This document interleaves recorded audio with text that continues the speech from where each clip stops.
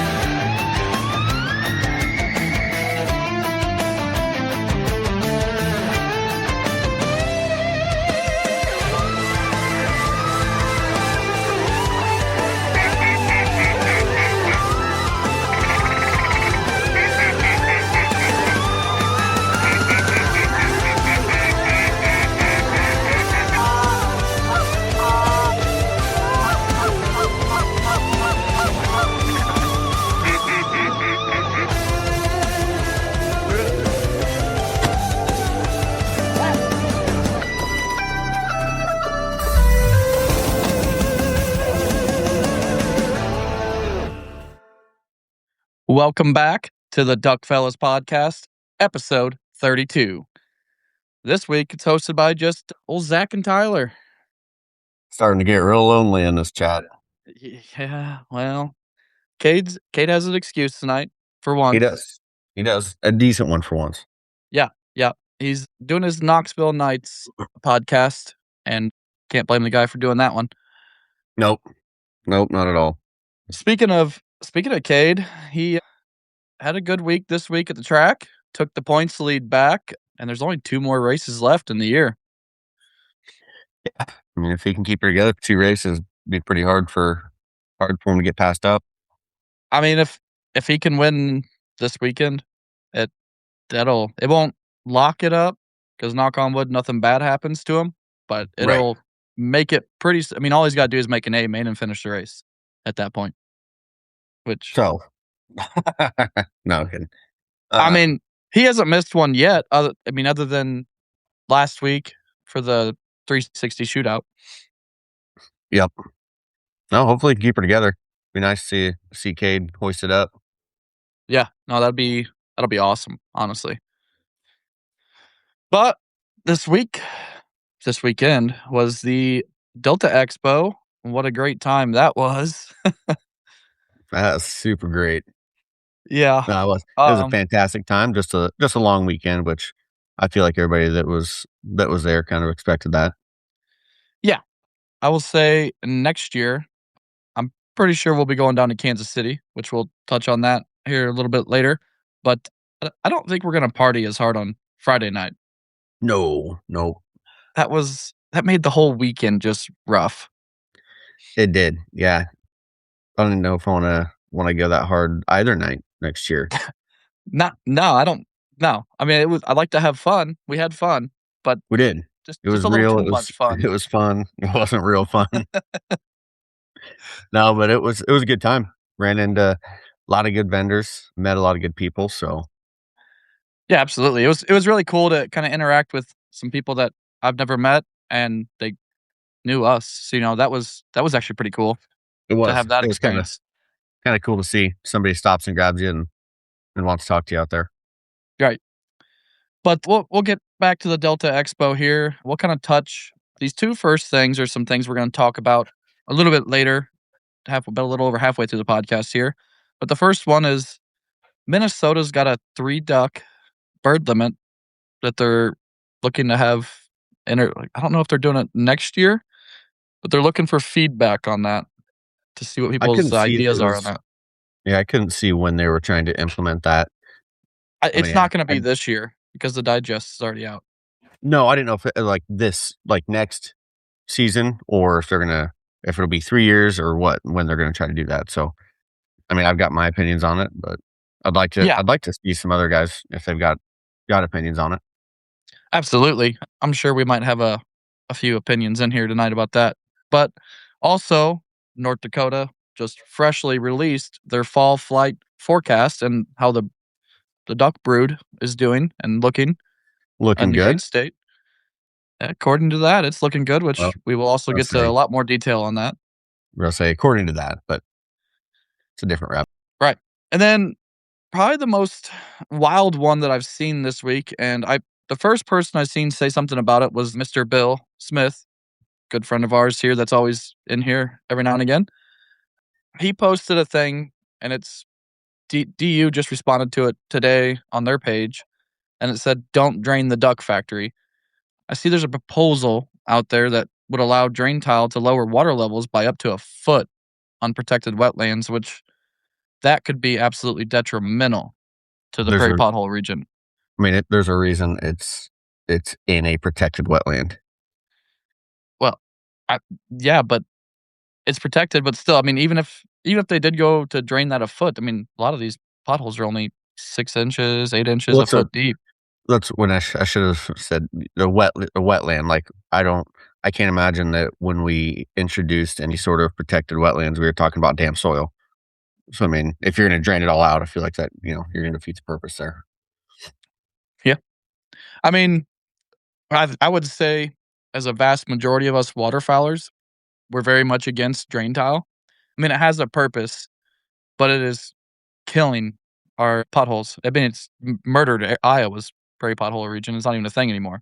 It has, and it sucks because you can't I mean, I completely understand why we have or why they're getting put in place, and I can't blame anybody for taking advantage of it, but Well, no, if I it's was a farmer and my whole survival relied on getting as much crop as possible out of the ground, I mean, I Yep. get it. But I don't know, there's gotta be ways we can protect it and supplement these farmers maybe a little better than we do now to have wetlands on their property. I know there is such a program out there that does that, There but is, and then, other things, just there's a lot of them. I mean, if you have obviously the wetlands, I've said it on here multiple times, stuff like buffer strips where because that all relates back to all wildlife, and like I said, you can't blame a farmer for trying to make his living and get his max amount of profit because world knows corn and beans ain't worth a shit hardly anymore, so you gotta get every cent you can, but if we could compensate, like you said, compensate better or introduce programs where we could pay them more for certain things, it would I think you'd see a 180 in upland and waterfowl. 100%. That's pretty easy to figure out on that one. There's the main thing we can do right now I've seen is you can go to the federal register page for this topic, and you can leave comments on there and concern your opinions or voice your concerns and opinions to There help it is. prevent this from happening. Shut up. Yeah, I haven't read much into that bill. I know you sent it over today, and I haven't had a chance to look at it yet. Yeah, I haven't gone too much into it either. I've read a lot. I read Bill's post. Bill Bill Smith goes really in depth. If you don't follow Bill Smith and you don't know who that is, look him up, give him a follow, add him as a friend, whatever it may be on Facebook. He knows this stuff very early. Like he's on top of this stuff all the time. But I mean, Trent here said he's like, "What about all the chemicals that are dumped into the waterways?" And that's one of the Absolutely. things that would I will was brought up for that still hasn't been funded. That we're still fighting in Iowa today. I will, and I mean, little different, right? We're talking tile versus runoff, but that buffer strip bill that they got shot down, I mean, that was there to help keep chemicals out of water. Yep. Iowa's nitrates level are through the roof. Again, not trying to blame a farmer for making his buck. You're trying to plant every acre you can. But if we can compensate and get that buffer strip, that would at least help. Obviously, it's not going to help with the water and the tile drainage and everything like that. But as far as chemicals getting in the water, that would help significantly if we could pay him to keep buffer strips in there. That's what it was introduced for, but got shot Right. down pretty quick. I mean, they still bring it up all the time. It's just there's always something stupid that's in there that the other side doesn't like. I So know they skip it. I think last time it got brought up, it got shut down pretty hard, and that guy got some not so lovely emails and Facebook messages. So it might Yeah. make him back here this year. Yeah. Well, I think it's gonna be all dependent on sorry. It's gonna be all dependent on this election coming up It's that we have. definitely gonna make it swing one way or the other. And do your research. Not gonna judge you for who you vote for, but do your research and make a conscious decision. Yep. Absolutely. I mean, it's a big one. I mean, it's the first change we've had in a while, and it's you vote the right way, a lot of things go in your favor. Vote the wrong way, a lot of things might go against you. I mean, just make sure, like you said, Zach, do your research, make sure you know who you're voting for this election season, and yeah, who vote for who you think's going to be the best. But moving on, we'll kind of recap this Delta Waterfowl Expo that we went and experienced for, I think it was both of our first time at It that. was. It was. Pop the cherry for both of us. I think it was a good time. I will say there's a lot of good people, but it was also just slightly underwhelming, I think, for what my expectations were, just as far as numbers coming through the door. I didn't see a final count of numbers, but it never really felt like it was super packed. Like, obviously, Saturday was busy, but you didn't have that. I guess I expected, like, Iowa Deer Classic busy, to where you're, turning sideways to walk down aisles and fighting crowds and Yeah, I would definitely agree with you on that. I don't know. I feel like Iowa kind of failed a little bit on that. Like us waterfowlers and people that enjoy the outdoors of showing up. I mean, sure, I know there was people that traveled from all over the place to come there. So to see the people we did in there, and then also not see as many people as we've seen, like I, I don't know. I just kind of disappointed in the whole show. Like I think Delta did a great job at trying to put on a good show. I will say, I would I agree, I yeah. I think there was some top vendors that were definitely that skipped out that sucks. There was some vendors I was looking to see and kinda check out some of the new stuff that weren't there, and that was kinda disappointing as well. There was a couple big names in the game that I really expected to be there and have some cool stuff. I mean, obviously, there was there was some cool vendors and big vendors that had some cool stuff, but yeah, like I said, there's a couple big hitters that I expected to be there that weren't. I wonder how much of an effect it has on this had on the show was that the Ducks Unlimited Ducks Unlimited Expo, holy cow, being next this coming weekend affected the turnout on just not just people traveling to the show and vendors, but just all around. You know what I mean? Yeah. No, absolutely could have. And, whether it makes a difference, they're gonna be in Memphis this weekend, right? So maybe they're instead of the southern crowd that is gonna travel up here for this, maybe they're just gonna say, "Hell with it, let's go." It's a 4-hour drive to Memphis the weekend after. So Right. I mean, if I'm being honest, and I live down south, and that expo was the next week, and I'd probably go to that one rather than drive, maybe 10 hours compared to 5. right, right. No, I would have to agree. But we still I mean, you said there's still some guys that traveled a long ways. Look Absolutely. at it. Like, who did we sit down with? The Filthy Spoon podcast. Yep. Couple We actually did a podcast with those guys. we did couple good old boys from Northern California, you know? And everybody looks at we sat down and talked about it a little bit, but everybody looks at California as kind of with your nose in the air, but man, you get north of Sacramento and they're about just like us, you know? Absolutely. I mean, honestly, California gets a bad rap because of the major cities in Southern Cali, but once you get north of, like, Central Cali, I mean, they're no different than us. Most of them, for the most Yeah, part. I'd say the diversion's the same as it is here, between different points of view. right. But yeah, we did get to sit down with them. Like I said, the Filthy Spoon podcast. Go make sure to check them out, give them a follow, listen to a couple of theirs, see what you think. Absolutely. I'm sure they'll be posting ours, I don't know when it'll be. He didn't say when it'll be, but they'll be posting that sometime between now and the end of the year, probably. What am I doing? I have no idea. But yeah, so there was a lot of great vendors there. It was a good show all in all, but I will say a little bit disappointing. I had a great time getting to catch up with Jeff Foils and Cole Foils. So that was pretty cool. Went and got his Filthy Spoon hat. But Hey, no, you gotta represent. I was just talking about catching up with Jeff Foils and Cole Foils, how that was a great time getting catch up with them. I brought my Great for calls. you. I spent more money. Well, I spent some money too. Sheesh. Got a new shirt. Hey, I got a red one. Yeah. But no, it's awesome. They're always fun to talk to. I brought my calls with me. Told Cole, I was like, hey, I need some new reeds, need them tuned up a little bit. And he tuned them up, no problem. We sat there and bullshit for probably an hour. And, you know, it was a great time. I enjoyed talking to them for sure. Yeah. And speaking of Cole, third, right? Third place. Yep. Third in the double read calling competition. Good for Yep. him. Yeah, he did a hell of a job. I wish I would have been there like we had planned on to I watch that. know it's had some things come up, missed it, but that was one I was looking forward to. Wish we could have been there, but yeah, had to take care of a couple things. So Yeah. I think his name was well, it was Anderson Calls or Mike Anderson from Anderson Calls, something like that, that took first place. I watched the routine, listened to it. It was a hell of a routine. Guy did a great job. Cole did nice. as well, and I can't remember who got second, but honestly, they were all great callers. Which is to be expected, right? I mean, yeah, at a national expo like that, it would be you'd think. ZB's supposed to be out there competing, but somebody chickened out. I was definitely a little disappointed that old ZB didn't make it in the competition. Honestly, ridiculous. Chris Phillips was asking, "Were you like, did you forget you were burning a pizza, and that's why you had to take off real quick?" And Bacon for a BLT, actually. there it I is. did. There it I is. did have to run run that out of the oven too. No, we got to meet up with Brett a couple times. Talk to him all weekend, off and on. He had a booth there. If you missed him, missed out on seeing some really cool mounts, Shame on you. right?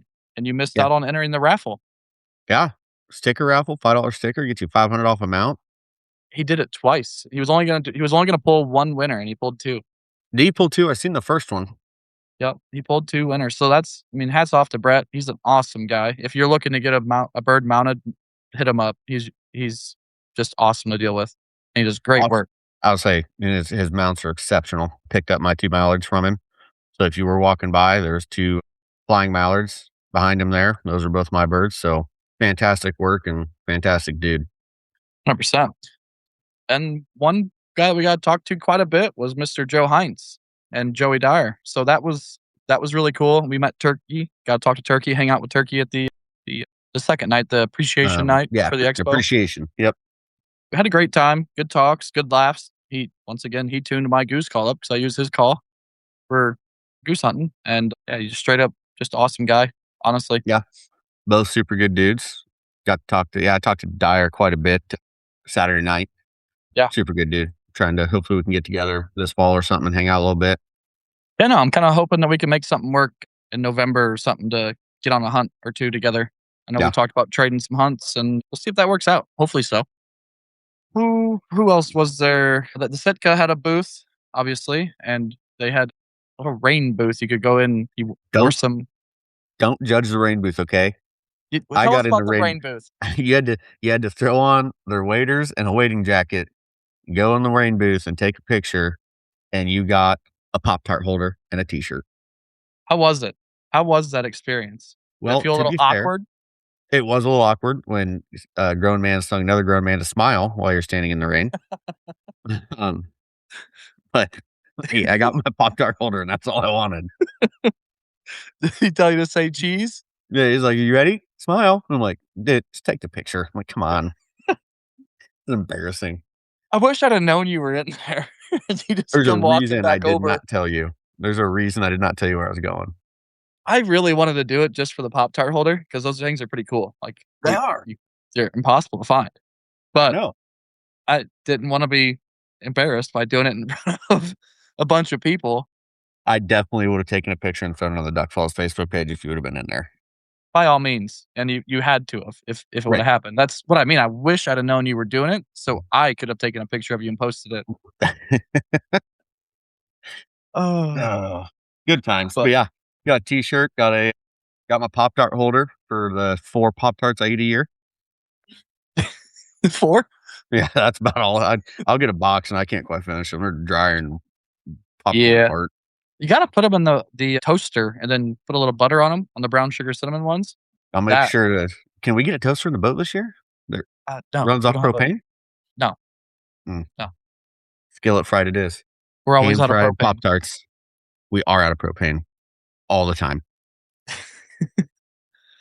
But I did stop by when they were doing their podcast Saturday afternoon. I don't know what you were doing, but I popped over there and listened to it for a little bit, and it was kinda neat to listen to the podcast they were doing live there. Which one? I don't remember which one it was. It was a Q&A one. Oh, okay. That was neat, and the cool part was is I can't remember his name from the Filthy Spoon, but he was actually on their podcast while we were recording a podcast with their other guy, and I can't Yep. remember either one of their I names, that Yeah, I if feel you guys bad. are listening, I'm so sorry. But so that's pretty cool that we got to do a podcast with them, and the one of them was on Delta's main podcast. Yeah, Like that'd be awesome to one day to get on that. that would be. He was up there with some big hitters and he was a good old boy too. And Golly. it was so funny. He come back Mm. over from that. He's like, I felt so weird. I don't know what they had me doing up there, but I'll take it. I love I loved it. He seemed like my or our type of people. They both did. But yeah, old boy's Yeah. wearing bib overalls and this hat and drinking a Coors Light. That part I kind of judged a little bit, but good for him. Hey, there's nothing wrong with a Coors Light.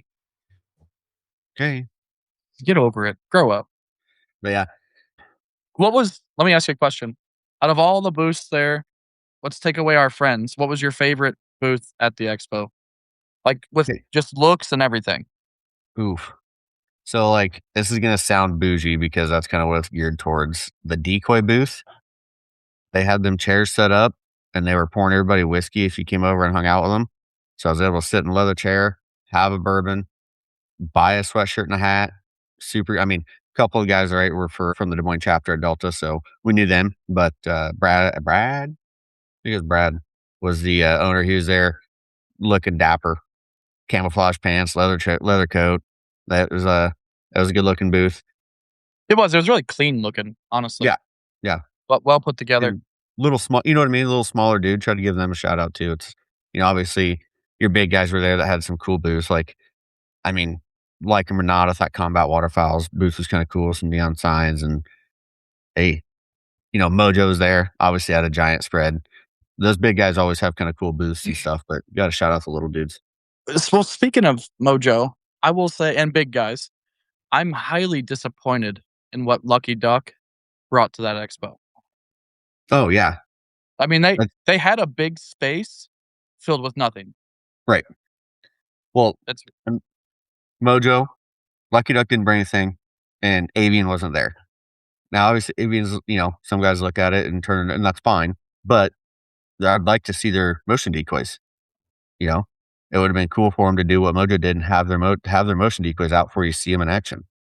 well, and I was actually hoping to see Avian's decoys there because supposedly their splasher, their little butt duck splasher, Yeah, whatever the heck it's called, they made some improvements on it and fixed that water sensor switch that last year they had a ton of problems with that wouldn't shut off. Supposedly that's fixed this year, and they came out with a couple different models. I think, well, I know one's a black duck, and I think the other one's like a pintail, maybe, or something like that. So I was hoping to see those there, and I was highly disappointed that they weren't there. I was too. I'd like to talk about a couple of those big hitters that weren't there, and I mean, I don't understand why, but teach their own. Well, It's the other one that I the was really power surprised butt. that wasn't there is JT Calls, and he's, I mean, he's all over the place. He's always and he's even at the Deer Classic. He wasn't this year, but he even goes to the Deer Classic, so I'm kinda surprised he didn't have a booth there. Only reason I can figure is because of the Ducks Unlimited Expo next weekend, and that is closer to home for him, I believe, because I believe he's from Indiana somewhere. So I think Memphis is a little bit closer for him. I'm not 100%. I know he was at Squad Fest last weekend, which was in Missouri, St. Louis, Right. and then skipped out this weekend. So I wish I kind of knew why. I mean, I feel like there was more space in the expo hall, like for some booths. Not the main room was completely full, but Main the room the was, but the second room, I feel like there was room for more. There's yeah. still a lot of people there. By all means, it's awesome. Yeah, there was. Couple, yeah. Talked to a guy about some decoys. Pretty cool silo decoys, I thought, but Yeah, he yeah, kind of roped us in on that, didn't he? that was selling one-on-one. "Hey, I you guys mean, hunt? You guys goose hunt?" I instantly "Nope." said no. "Nope." "Perfect. Come check these out." And he still explained them all to us. So I mean, hats off to the guy. He seems super nice. And actually, like you said, those silhouettes kind of seem pretty cool. I mean, it's a I flat style. Yeah, I got his card here. I don't remember what the name of them was. Flat up or Yeah, something up like that. down, something like that. But yeah, Yeah. essentially, instead of your silo this way, your silo's this way, and it has the print is the top of the bird, and then your stake is actually the beak that goes down to the ground. Reversible. I think it'd be a kind of a cool addition to any spread if you're on any silos at all. Another one that is a big one that wasn't there that I was pretty disappointed about was Apex Ammunition. Yep. I mean, that's what I prefer to shoot. I switched to them, I think 3 or so years ago now, and I have never had a problem with their shells, and I was really looking forward to talking to them while they were there, and they weren't there. And Chris Phillips just said it top down decoys. Top down, that's what it is. Yep, yep. But no, I mean, Yeah, Apex there wasn't was there. Good. no, it's just disappointing. Some of those big guys weren't there. I'm trying to think of more. Was Higdon there? If they were, I If didn't they see were, them. I didn't see them. And I mean, I can't remember. They might have been with somebody in somebody's booth, maybe. But I don't. I know Bo Brooks wasn't there. Nope. I don't know. It was a good show, but I do think next year in Kansas City, I think they have a better chance at having a little bit more show out on that one. I would say. I Yeah, mean, I hope it so, was right? A little bigger a little bigger city, but maybe a little close enough south that we're gonna get some of these guys. Um, that's what I'm kind of thinking. They move, 3 hours south, they have a better chance at more people from Texas and Oklahoma, Arkansas, Louisiana coming up compared to that extra 3, 4 hours for people driving. I mean, that's nowadays with fuel costs, that makes a big difference. it does, especially if anybody's them guys are pulling trailers and shit like that, so, Yeah. we did run into we brought up Apex and reminded me, did run into that old boy, Pattern Pros, and I don't know what you thought, but I thought it was a killer idea. He'll take Oh, the yes. box of either 12s or 20s, and then he'll throw 3 of each shell or different shells in the box. So you buy one box of 25 for $50. Granted, it's an expensive box, but instead of buying 6 boxes at 30 or 35 or $40 Right. a box, he'll send you that box of this mixed bag of shells so you can pattern them. And then they does the choke tube rental, sends you 3 different I choke thought that tubes. was really cool. Yeah, and then, yeah, you pay him, you rent them, you send them back, and if you like the one, he just charges Keep you a little bit extra, whatever it was, to cover the cost of the choke tube, and you send the other 2 back. Yeah. I mean, it's an awesome idea. When we stopped and talked to him for a little bit and he was telling me about that, it's like, why didn't I ever think about that? Like, I who wants to go buy 5 boxes of shells to try and pattern them, and then, yeah, say 4 out of the 5 don't pattern worth the shit out of your gun. You throw those Right. away, and then you're out, that's $100. 4 boxes Oh, of easy. shells. Easy, yeah. So, yeah, that was a cool one, he was a good dude. Yeah. Yeah, it was. And I There's think he was from North Carolina or something like that. He was from the East Coast. I was thinking Alabama. Either way, No, he's down south. pretty sure it was east, like a little farther east, but could be wrong. Griffin and Trevor here both said that Higdon was there, and their booth was only 2 foot wide. Probably why I missed it then. Yeah, and there was a couple booths like that that were just tiny. You know what I mean? Like whenever you see that stuff and you think about it, you hear about it. It's like you think of this big booth with these big companies having all their stuff there, and not just having it all there to show, but also having some there to sell you.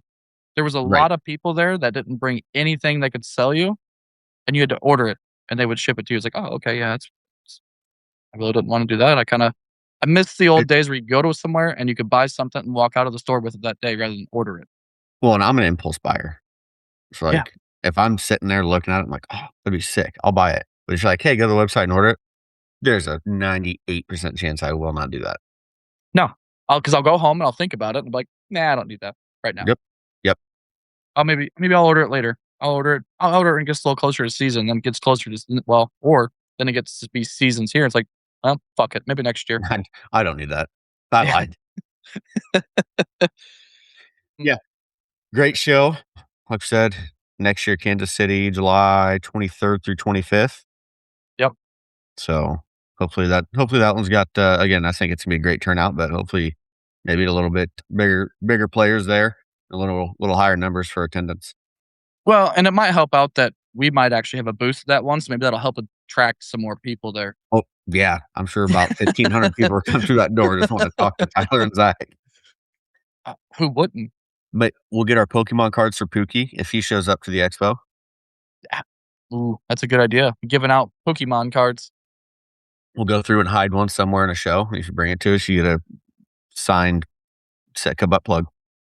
Absolutely. Sick. But no, I mean, it was a great time.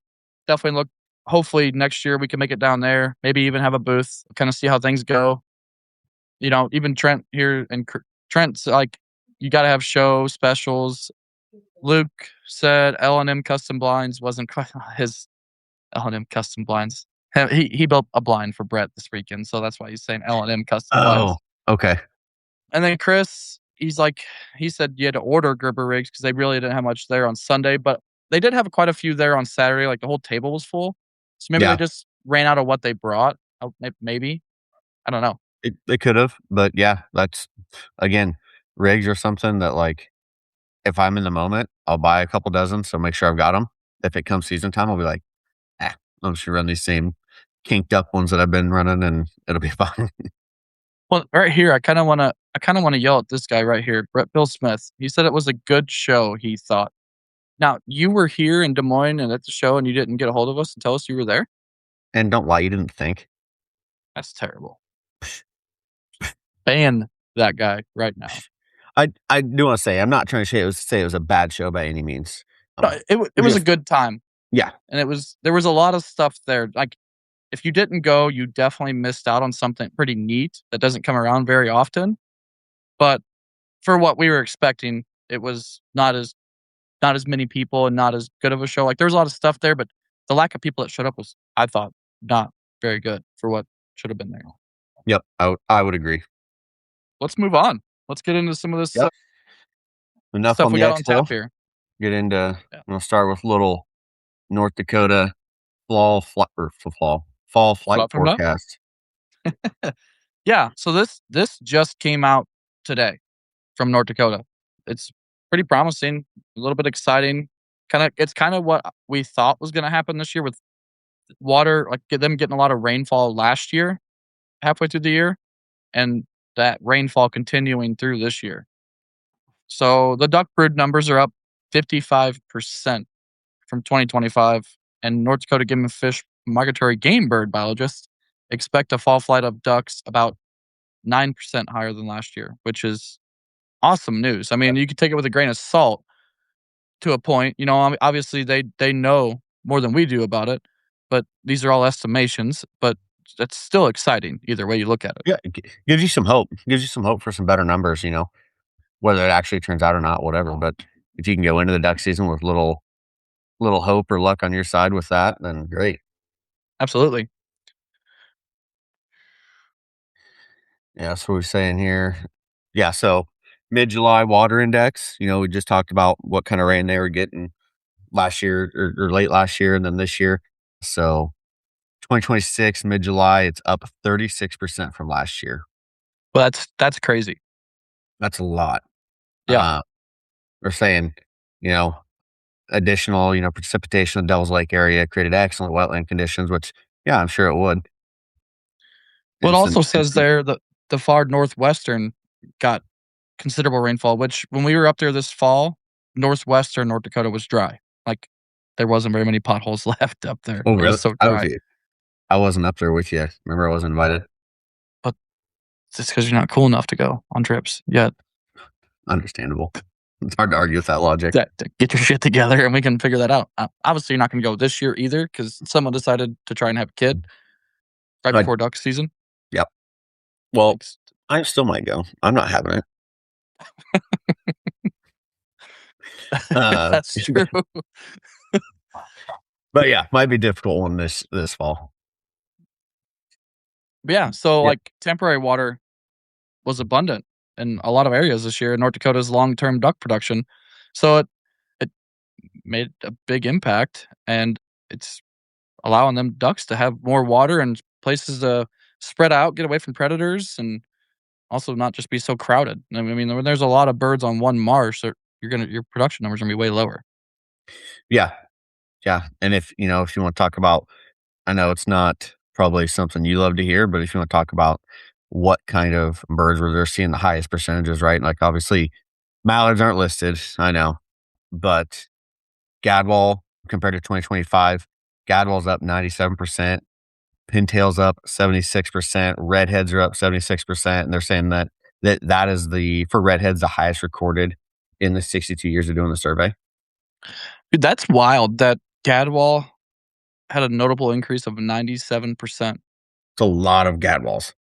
And I will say, whenever they implemented the 3 pintail limit this past year after having some down years, I was like, "Okay, well, that doesn't really make much sense when the numbers are down." But, I mean, from all the reports I've been seeing, it's been nothing but positive on the pintails this year in numbers wise. Yeah. Yeah, I think we looked at a few of them, and I think all of them have been positive growth for this year. Yeah, I mean, yeah, my favorite duck had a little bit of a down year again. I can't remember what we said. I think it Chips are was down? up from last year. Just shut up. I run a lot of coots over on accident. Yep. They just don't get out of the way. Well, they're dumb. Well, yeah. But yeah, Um, blue-winged teal though, glad and blue-winged teal and gadwall. So that's pretty cool. It didn't. What did it say here? They were blue-winged teal and gadwall were the most common birds recorded during the survey. So that's what they've seen the most of, nearly 53%. That yep, that's that's a lot. it is. Get that early season target practice going. Good for them though. I mean, that's yeah. Hopefully we get to see some more gadwall. I mean, I feel like we haven't seen as many gadwall. Like last year, I know we didn't see near as many gadwall as we did the year before. No, I mean, yeah, because I think either 2 or 3 seasons ago, it's like I couldn't keep them out of the spread. You know, they were coming in from all directions, and yeah, last year I don't a couple groups, but nothing major. No, like the year before, not this most recent one, but the year before, me and Pookie were out a lot, just me and him, and there was a lot of days we could have killed our limits of gadwall in no time because they were just everywhere. I remember one day Yeah, was really foggy, and that's all you heard was gadwalls flying over, just meh, meh, meh, meh, meh. I like a good gadwall. I mean, I honestly enjoy shooting gadwall. They're a lot of fun. They're really annoying when they do gadwall shit, but sometimes they can be a It's major pain in the ass to work, like a pintail. Yep, but if they went in there, man, nice 6 or a gadwall. They do it pretty cool. They do it similar to a mallard, honestly, and I mean, they're a similar bird to a mallard, but it's always fun shooting gadwall. It's fun shooting ducks in general. I don't really care who you are, Yeah, other and than other than get redheads and canvasback and all the diver ducks. yeah, and I think, you get a nice Drake Godwall. I think they're a good looking bird too. I think they're underappreciated. Yeah, absolutely. Before we jump into the Minnesota stuff here, I wanted to, while we got some people listening, make sure if you're new here that you click the subscribe button, follow button, so you don't miss any of our live updates. And if you're listening on your preferred podcast destination, make sure you subscribe so you don't miss any new episodes that come out. We're getting close to some waterfowl seasons kicking off here. I mean, we're about just over 2 weeks away, so things are going to be starting to get interesting. We'll start having more and more hunting stories come out, and whatnot. That's when it's gonna So get real fun. Do it's some about lives to. from the boat. Well, we're pretty far away from that yet, but we're how was Brett? We're Sorry, getting I close to think this some early goose seasons. I think North Dakota's is August 15th, so that'll kick off. Not a lot of people go up there for it. It can be a lot of fun. it would be. I like good I mean, around here anyway, you find a nice cattle pond for an early goose, man, they just do it dirty and dumb.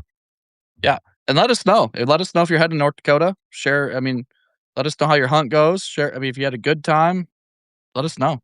I like hearing all the stories of a trip that either goes good or bad. Sometimes the bad trips are the funnest. Yep. But I yeah, think I've let's told more stories about bad trips than I have good ones, that's because you've had as a lot far more as bad ones than good killing ones. numbers. You walked Walked right into that into one. it. Dang. Shit. Dang, dude. Anyway, on to Minnesota, I'm done with you. Yeah, so Minnesota Fine. Minnesota is considering an alternative 3 duck bag limit. Obviously, South Dakota and Nebraska have already introduced this or offered it. Yeah, I don't know. What are your thoughts? Well, my first thought is there gonna be a restriction on hens for mallards, canvasbacks? I think redheads are what, 2 in the Mississippi Flyway? Yep. Are they gonna restrict that stuff? Because I how do you give somebody an option to shoot 3 birds of any sex or species of duck, but then a guy that wants to kill 6 ducks is held to these, stricter guidelines? Right. Because yeah, I think we did see Minnesota when they introduced it, it would have been 3 of any species and any sex, right? Yeah, so right on this line right here, it says, "Under the new proposed system, hunters would choose between the 2 daily bag limit options before purchasing their license," which Nebraska, I know for sure does have this because I go there often, but the standard bag limit is the 6 birds with additional sex and species restrictions, as every other state has, and the Mississippi Flyway and all the flyways. And then the alternative would be 3 birds of any sex, any species of any duck. Just have at 'em, burn them to the ground, kill all 3 Yeah. mallard hens. Fuck it. I th I mean, I would think I could be wrong, but I would think the majority of guys are gonna go 6, right? More birds and just follow the guidelines, but devil's advocate, and obviously I don't know with Nebraska already offering it, how many guys again, keeping honest people honest, but how many guys are gonna say, "I got the 3, I'm doing this 3-pack," and end up shooting 6 hens. They'll hide the 3 if you get caught with 3 or shoot your 3 and that stud drake that just happened to fly in at the last minute type deal. I mean, yeah. So, like, here's one of their quotes from the whole thing that for the reason why. It says waterfowl numbers have declined significantly within the past 20 years due to many factors, which that's been a known thing. I mean, duck hunters are a dying breed. It's been dwindling away. Public access has been dwindling away. But the many factors include varying bag limits for certain species and sexes of ducks. That complexity may be a barrier to new or inexperienced hunters, said the migratory game bird consultant Nate Huck. Duck identification can be difficult and could prevent potential hunters from getting into waterfowl hunting. Now, that I just don't agree with that. I mean, anybody that wants to get like I remember growing up as a kid. I mean, it could be different for me. I grew up waterfowl hunting. I didn't have a choice but to like it. If I didn't like it, I'd have been kicked out of the house. Right. Yeah, I'd have been sent to the home. But it's, it's not that hard to, especially with modern day technology, to learn a duck identification chart. Right, and I didn't grow up doing it like you did, so I will tell you, I'm still behind where you are on identification. There's definite times where I'm, like, kinda squinting up and I'm like, I don't know," or I'll ask you what it is, like, but Well, I'm learning. You right. still have to figure it out, like And that's part of the challenge, right? Part of the fun in it for me, because I mean, I'm not perfect. I don't know all the time what every duck is coming in, and sometimes I just don't shoot because I'm like, I wasn't sure what that was. right, and you know what? If you shoot a rainbow teal, sometimes things happen. No, I don't do that. Uh, but yeah, everybody's gotta learn, this is it's we're kinda circling right back into, like, a participation trophy thing, like, "Oh, is it hard? Do we need to make things easier for you? Grow up. Learn the ducks." I mean, that's almost exactly what it feels like. It feels like they just think duck hunters are too fucking stupid to know how to what not to kill and what to kill, which, I mean, to a point, we might be a little bit slow, but I feel like we can figure out a bird. I mean, you're gonna make mistakes. If there's somebody that's been doing this for more than 5, maybe or 10 years, not many people that can say they haven't made a mistake at some point. And if you tell me you haven't, I'm probably gonna call you a liar. Like, you're not gonna call you a liar, you just are a liar. I'm Well, yeah. 99% sure. And odds are, if you're getting into it, you have somebody that's been doing it longer. Like, I'm not saying it doesn't happen, but I would say the majority of the time it's, like me, it was a buddy that said, "Hey, let's go." And I was like, sure, I'll give it a shot." So then you're with guys that can identify these ducks. Yeah, But yeah. I don't, and the other thing is I don't agree with being able to shoot 3 hens.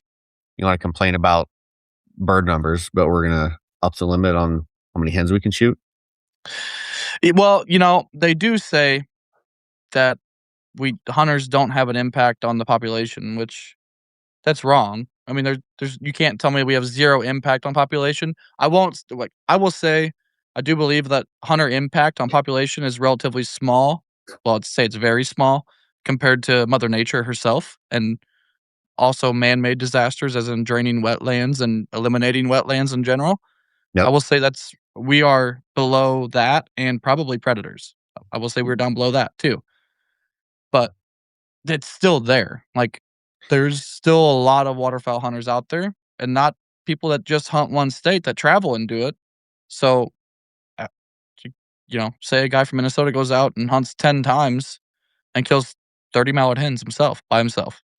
yep, That's as many as we could do with a 6 duck limit in a 60-day season. He can do that in 30 days now. yep. Yeah, That's kinda wild. mallards and I mean, obviously, look at, pintail, the one Yeah, you bird can only limit. kill 1. So now we're just gonna take that and be like, now a group of 4 does it right, you kill 3 of the hens. Well, you just took you know what I mean? You're tripling the damage to the birds like that. Right, and it's I don't know, it's weird. I'm not a fan of the 3 duck limit. I think you should be held accountable. You should, if you wanna get into the sport, which I hope everybody wants to get in the sport and wants to learn it, they don't just go out, just act like they know it all, like Pookie does. But, I mean, it's a lot of fun, and I think part of the challenge and the fun is learning how to identify a bird and knowing when and what to shoot at. Yep. Yeah, It I mean, I remember going out for the first time by myself, and a 3-pack of large snow geese came in, and I didn't shoot, and I called a friend, and I was like, what are these?" I was like, "Dude, I'm about to smoke 3 snows." He's like, "Don't do it. Don't do it. It's not a snow goose." 3 large snow geese. We call those greater northerns. Yep, yep. He's like, "They making kinda noises like, 'huh, huh.'" I'm like, "Yeah, exactly like that. How'd you know?" Oh my gosh. I didn't shoot him. Um, He told me not to, so I didn't. But that's part of it, right? And it's a story I can tell and, hopefully some guys relate and be like, "Yeah, I've almost messed up too." I've been reading this next line here, trying to figure out this. Okay, so it says an interesting twist is that reportedly those individuals who selected the 3 duck bag limit were less likely than individuals who selected the 6 duck bag limit to harvest species with lower bag limits such as canvasbacks, hen mallards, redheads, and scaup. And they left out a few other ones in there, but I mean, I get their gist. I just maybe that's because there's I not don't as many of them, but Yeah, I don't I know if I buy I think that that's just by 100%. chance. Yeah, you ask the 4 50-year-olds that just want some gadwall to throw in a crock pot.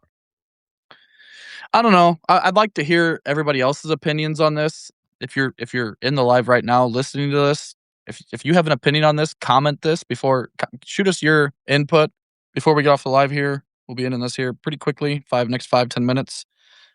And if you're listening to this podcast on any whatever you listen to it on, doesn't matter. Get with us, shoot us a message on Facebook, Instagram, comment on YouTube if you're listening there. I think you can comment on Spotify. Tell us your thoughts on this. I'd be curious to see what everybody's general thoughts are on that, not just ours, because I mean, obviously we're just two retards sitting in some chairs talking into some microphones. Right. And if you're gonna give it to if you're gonna give us your opinion, that's great and we wanna hear it, but also you can do it through the Minnesota DNR as well. If you're passionate enough about it to let them know. You can say stuff until August 17th is when they'll. Yeah, well, so you can do that online, and then they will answer your questions for the public at a webinar on August 6th. If you have time, I don't have the link for that, but if you are free on August 6th, I'm sure it'll be in the afternoon. Look it up for the MDNR webinar, and you can get on there and ask them your questions live, and they will tell them to you or answer them to you. Go from there. I mean, Yep. obviously, if you're against it or for it, get online, voice your opinion, let them know what you think, because if you didn't voice your opinion and it goes through, Don't wanna you hear you can't bitch about bitch it. about it. Yeah, it's just one of those things. So if you don't like it, get the talk now or forever hold your peace. Yep. Because if you don't say nothing, you could have been the one person that could have helped change that from not happening or happening. I mean, vice versa. Yep.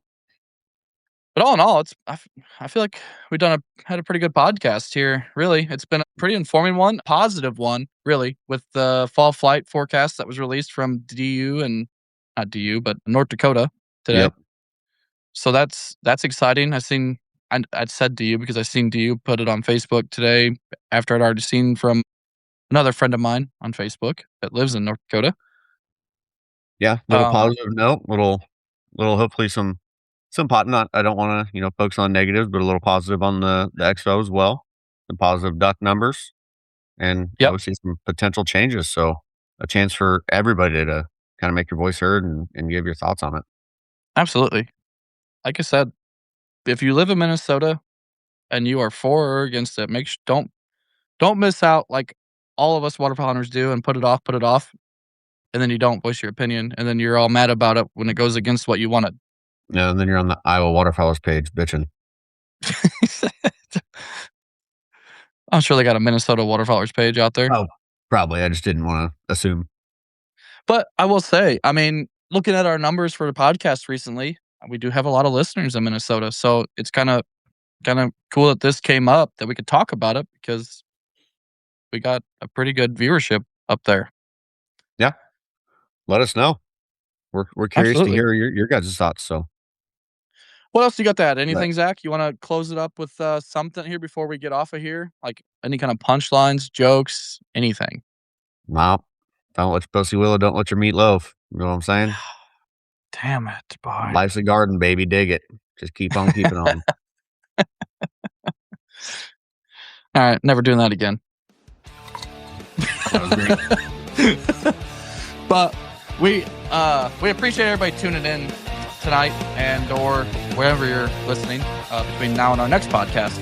But please make sure you subscribe on your preferred podcast destination to keep up with all our latest episodes. We're on Apple, Spotify, YouTube, Amazon, Podbean, and iHeartRadio. And there's Facebook out there too. It's on. We got a couple interesting ones coming up, so keep us in mind. Yeah, I got to confirm for next week, but we could have a special guest next week. So you won't want to miss it. It's a pretty cool one. Don't forget to follow our social media accounts, Duckfellas Podcast on Facebook and at Duckfellas_podcast on Instagram. Huge shout out to everybody on Facebook. Our following's blowing up. We're up to over 3,500 followers now on Facebook. We greatly appreciate every single one of you following along for the ride. Love you guys. Peace.